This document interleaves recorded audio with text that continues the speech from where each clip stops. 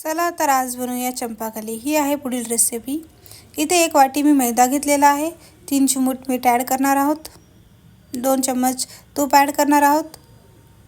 छान प्रकारे आपल्याला पिठाला एकजीव करून घ्यायचं आहे।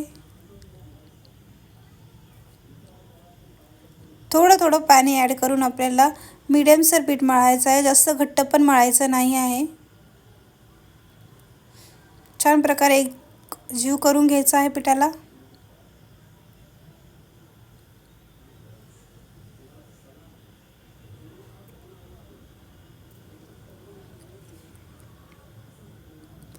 इथं आपला डो रेडी आहे।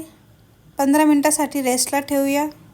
आता आपण नमकीन चंपाकलीची तयारी करूया। इथे मी 1 वाटी मैदा घेतलेला आहे। 1.5 चम्मच पीठ ॲड करा।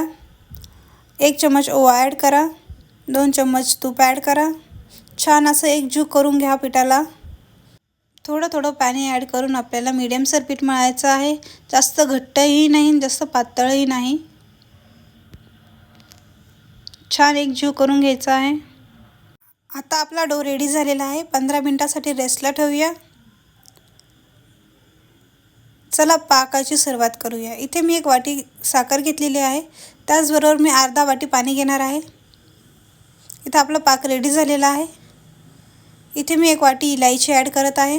आता आपण याला थंड होण्यासाठी ठेवून देऊया। तर डोला छान प्रकारे मळून घेऊया। पुरीच्या आकाराने आपल्याला लाटी लाटून घ्यायची आहे। आता आपण कट करूया। आपल्याला कडे काटायचे नाही आहे। सेंटरमधून आपल्याला कापी करायची आहे। छान प्रकारे आपल्याला रोल करून घ्यायचा आहे। इथे आपली चंपाकली तयार आहे। ही आहे आपली स्वीट चंपाकली। ही आहे नमकीन चंपाकली। चला तेलाचं टेम्परेचर बघूया। तेल आता गरम झालेलं आहे। आपण चंपाकली तळून घेत आहोत। छान असं गोल्डन ब्राऊन होईपर्यंत आपल्याला चंपाकली तळायची आहे।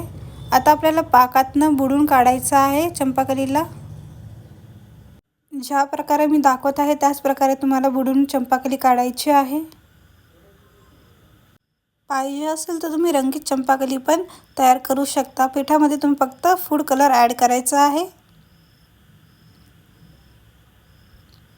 आता आपली स्वीट चंपाकली रेडी आहे। त्याचबरोबर नमकीन चंपाकली पण रेडीच आहे। ही रेसिपी नक्की तुम्ही तुमच्या घरी ट्राय करा आणि मला फीडबॅक सांगा कशी झाली।